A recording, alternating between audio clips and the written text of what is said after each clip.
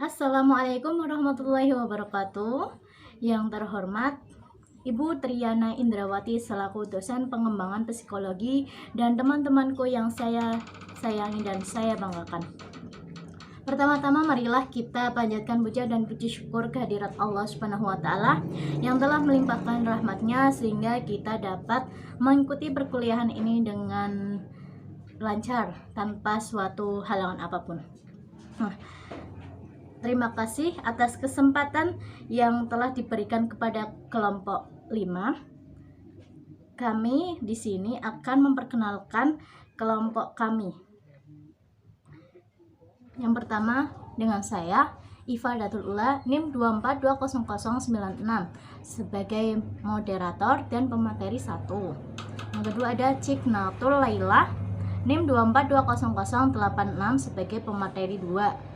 Yang ketiga ada Tafliha NIM 2420058 sebagai pemateri 4. Dan yang terakhir ada Mentari Romadhoni NIM 2420062 sebagai pemateri 3. Nah, di sini kelompok kami akan menjelaskan tentang memahami teori perilaku sosial kognitif dan teori ekologi dalam perkembangan anak.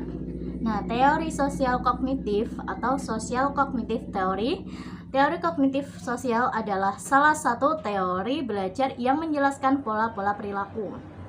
Nah, teori kognitif sosial adalah teori yang menonjolkan gagasan bahwa sebagian besar pembelajaran manusia terjadi dalam sebuah lingkungan sosial.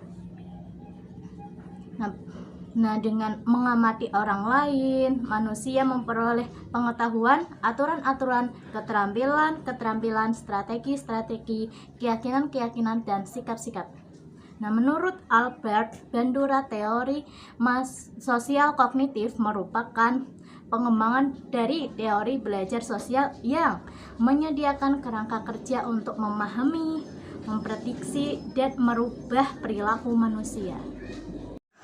Implementasi teori belajar kognitif, perilaku, dan sosial kognitif yang baik untuk anak. 1. Pengalaman tilikan atau insik. Tilikan bisa disebut juga pemahaman mengamati. 2. Pembelajaran yang bermakna atau meaningful learning. Dalam hal ini, unsur-unsur yang bermakna akan sangat menunjang pembentukan tilikan dalam proses pembelajaran. 3. Perilaku bertujuan atau purposive behavior adalah suatu perilaku akan terarah pada tujuan.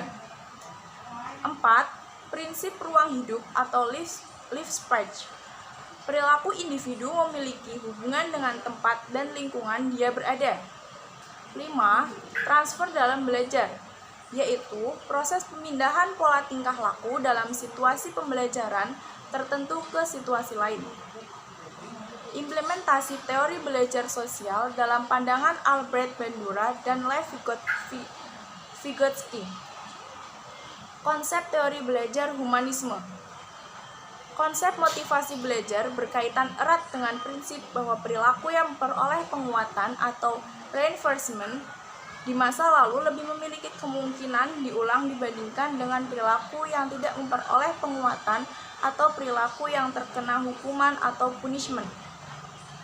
Pada pendidikan modern, menganut teori konstruktivisme memperluas fokus pembelajaran individual ke dimensi pembelajaran kolaboratif dan sosial. Konstruktivisme sosial bisa dipandang sebagai perpaduan antara aspek-aspek dari karya Peirce dan karya Brunner dan karya Albert Bandura dengan Vygotsky. Meskipun klasikal dan operant kondisional dalam hal-hal tertentu, maka merupakan tipe penting dari belajar. Namun, orang belajar tentang sebagian besar apa yang ia ketahui melakukan aktivitas observasi. Belajar melalui pengamatan berbeda dari klasikal dan operant conditioning karena tidak membutuhkan pengamatan personal langsung dengan stimulus, penguatan, maupun hukuman. Selanjutnya, teori ekologi. Pengertian teori ekologi. Ekologi adalah ilmu yang mempelajari interaksi antara organisme dengan lingkungannya dan yang lainnya. berasal dari kata Yunani oikos yang artinya habitat dan logos yang artinya ilmu. Ekologi diartikan sebagai ilmu yang mempelajari baik interaksi antar makhluk hidup maupun interaksi antar makhluk hidup dengan lingkungannya. Adapun teori ekologi perkembangan anak diperkenalkan oleh Yuri Bronfenbrenner, seseorang ahli psikologi dari Cornell University Amerika Serikat. Teori ekologi memandang bahwa perkembangan manusia dipengaruhi oleh konteks lingkungan. Hubungan timbal balik antar individu dengan lingkungan yang akan membentuk tingkah laku individu tersebut. Informasi lingkungan tempat tinggal anak untuk menggambarkan, mengorganisasikan, mengklarifikasi efek dari lingkungan yang bervariasi. Selanjutnya, teori ekologi ini lebih menekankan pada sistem lingkungan menurut Yuri Bronfenbrenner terhadap perkembangan mengajukan bahwa konteks di mana berlangsung perkembangan individu, baik kognitif, sosial, emosional, kapasitas dan karakteristik motivasional maupun partisipasi aktifnya merupakan unsur-unsur penting bagi perubahan perkembangan. Selanjutnya yaitu pendidikan karakter, perspektif ekologi perkembangan anak. Pendidikan karakter dimaknai sebagai pendidikan nilai, pendidikan budi pekerti, pendidikan akhlak, pendidikan moral, pendidikan watak yang bertujuan mengembangkan kemampuan peserta didik untuk memberikan keputusan baik buruk, memelihara apa yang baik, mewujudkan dan menebar kebaikan itu dalam kehidupan sehari-hari dengan sepenuh hati. Oleh karena itu, pendidikan karakter sangat penting untuk ditanamkan sejak anak usia dini, karena banyak sekali dampak positif jika pendidikan karakter sudah ditanamkan sejak anak usia dini. Seperti halnya dalam perspektif ekologi perkembangan anak, karena sangat berpengaruh pada pertumbuhan dan perkembangan dalam sehari-harinya. Adapun teori perkembangan anak akan lebih difokuskan pada subtensi 1. Subsistem keluarga, 2. Subsistem teman sebaya, 3. Subsistem budaya sekolah, 4. Subsistem budaya lingkungan.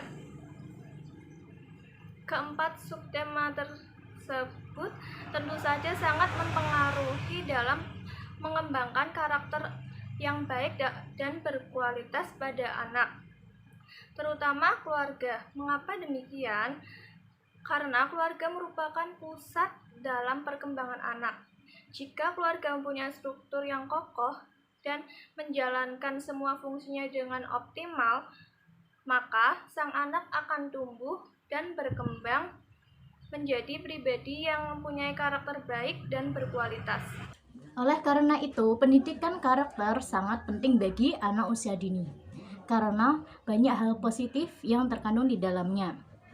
Nah, jika pendidikan karakter sudah ditanamkan sejak anak usia dini, seperti halnya dalam perspektif ekologi perkembangan anak karena sangat berpengaruh pada pertumbuh kembangan dalam sehari-hari. Nah, menurut Kolkan, sekolah adalah tempat yang sangat strategis untuk pendidikan karakter, karena semua siswa dari berbagai lapisan masyarakat akan mengenyam pendidikan di sekolah. Nah, kelompok individu yang beragam yang akan mempengaruhi tumbuh kembang karakter anak yang ada dalam lingkungan masyarakat. Terima kasih. Sekian dari kelompok kami. Kurang lebihnya mohon maaf. Wabillahi taufik wal hidayah. Wassalamualaikum warahmatullahi wabarakatuh.